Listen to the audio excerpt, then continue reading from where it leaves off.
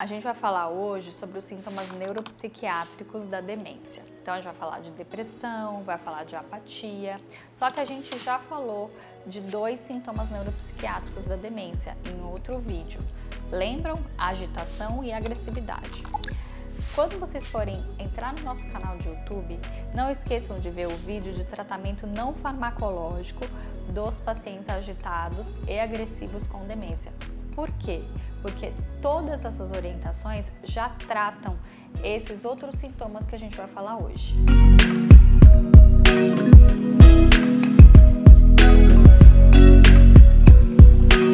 E aí vocês vão me perguntar, quais são esses sintomas? Lembrar que 60% a 90% dos pacientes com demência têm esses sintomas. É muita gente.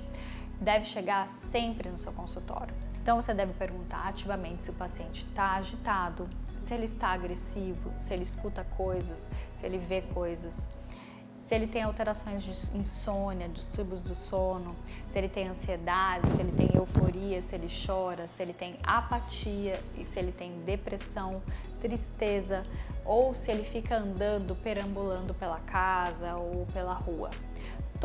Tudo isso que eu falei, a gente agrupa e chama de sintomas comportamentais ou psicológicos ou psiquiátricos da demência. Esses sintomas, eles pioram muito a funcionalidade do paciente, o prognóstico desse paciente e predispõe esse paciente a ser institucionalizado precocemente. O que a gente percebe na nossa prática é que incomoda muito mais os familiares isso do que a própria perda de memória e cognição da demência. Existe uma tabela que chama Inventário Neuropsiquiátrico, que nós geriatras usamos. Nesse inventário, a gente pergunta ativamente sobre todos os sintomas comportamentais da demência. Vocês podem usar no seu consultório. Ele é bem simples, ele apenas cita os sintomas comportamentais e pergunta a intensidade e frequência que está acontecendo. Vamos falar um pouquinho hoje de psicose. A psicose inclui delírios e alucinações. Delírios são histórias criadas que não são reais e alucinações são visões ou audições também que não são reais. A psicose em si, juntando delírio e alucinação, ocorre mais ou menos em 30 a 40% dos pacientes com demência. Então, quase metade dos pacientes tem esses sintomas. A gente vai conversar um pouquinho sobre os principais delírios que acometem o paciente com demência. Eles podem achar que eles estão sendo roubados, eles podem achar que algum familiar foi substituído por um impostor, uma pessoa desconhecida e está ali fingindo ser seu familiar. Eles podem ter delírio de abandonos, que eles estão sendo traídos pelos maridos ou esposas, companheiros e companheiras. Eles podem ter delírio de prejuízo, que eles estão sendo roubados, por exemplo, ou se não, achar que todas as pessoas estão conversando sobre ele, falando sobre ele, ou delírio de grandeza, achar que tem habilidades especiais, tem muito mais dinheiro do que parece, ou, por exemplo, um delírio de culpa, se sentir culpado por tudo, ou até delírios que a gente chama de somático, que é achar que está doente com alguma doença ou com algum tumor e que não sejam reais. Então vocês percebem que todos esses sintomas podem causar muito incômodo a esses pacientes e até aos familiares ao redor. E as alucinações podem ser visuais, então podem ser simples, por exemplo, objetos, podem ser complexas, por exemplo, pessoas, enxergar pessoas, vultos. As alucinações podem ser auditivas e existem também algumas alucinações olfatórias, sentir cheiro que não está acontecendo naquele ambiente, ou até que a gente chama de sinestésicas e viscerais, que é sentir um formigamento que não existe, alguma sensação física que não está acontecendo na realidade. Esses 2 sintomas, delírios e alucinações, eles devem ser tratados com antipsicóticos, porque eles são uma psicose. Mas sempre lembrar que a gente deve tratar com a menor dose possível, o menor tempo possível e somente se necessário, se realmente esse sintoma está incomodando muito esse paciente. A gente deve evitar também que esses sintomas eles fiquem muito grandes a ponto desses pacientes ficarem agitados, agressivos, porque eles estão vendo muita gente, estão vendo muitos vultos, estão criando histórias muito mirabolantes que incomodam ele.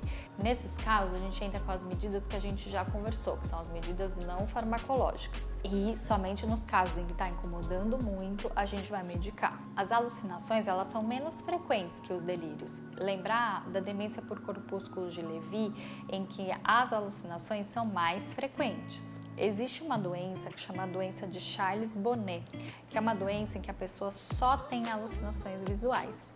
Nesse caso, isso acontece por causa de uma deficiência visual. Então, fazer diagnóstico diferencial com as alucinações visuais da demência. Outro ponto é que na prática clínica, se o paciente tem psicose, a gente tem que sempre lembrar da esquizofrenia de início tardio. Então, sempre fazer esse diagnóstico diferencial. É claro que a esquizofrenia de início tardio é diferente, porque ela não tem alteração cognitiva tão importante quanto na demência. A gente vai falar agora um pouquinho sobre depressão. A depressão, ela pode ser um sintoma inicial de uma demência. Então, a demência, ela pode iniciar com um quadro depressivo.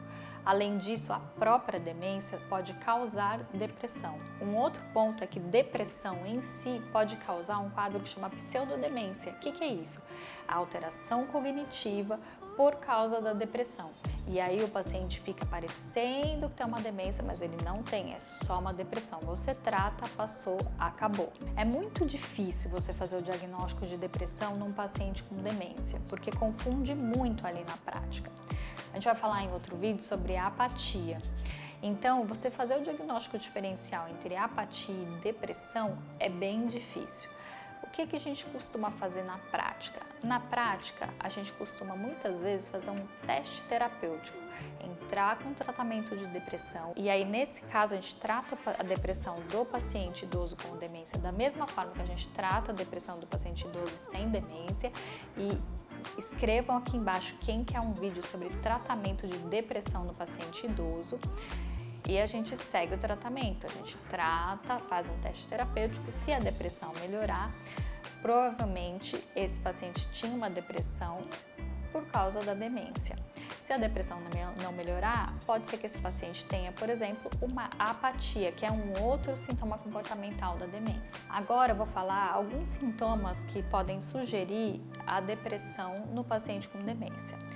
Alteração de sono, alteração de apetite, choro fácil, irritabilidade, ansiedade, sensação de menos-valia, fadiga intensa, cansaço. A gente trata a depressão com medicação, mas também a gente trata a depressão com tratamento não farmacológico. Como que a gente faz esse tratamento? A gente relembra o que o paciente gostava de fazer. Atividades que ele gostava de fazer, a gente pode repeti-las agora. Vou dar um exemplo. Ele gostava de cuidar do jardim, então a gente vai tentar estabelecer novamente os cuidados com o jardim. Sempre estimular lembranças positivas e sentimentos positivos no dia a dia. Então imagina, essa pessoa está com depressão e aí chega alguém e fica contando sobre a tristeza da vida dela. É claro que a gente sabe que a gente precisa de conversas e de diálogos, porém a gente deve evitar sentimentos tristes, histórias tristes para pacientes que já estão em depressão. E com relação às práticas integrativas, a gente pode usar a PET terapia, a gente pode usar a dança circular para pacientes com demência leve. A gente pode usar também musicoterapia e jardinagem. Gostaram desse vídeo? Se vocês gostaram do vídeo, compartilhem, curtam, assinem nosso canal e continuem nos assistindo nas nossas redes sociais.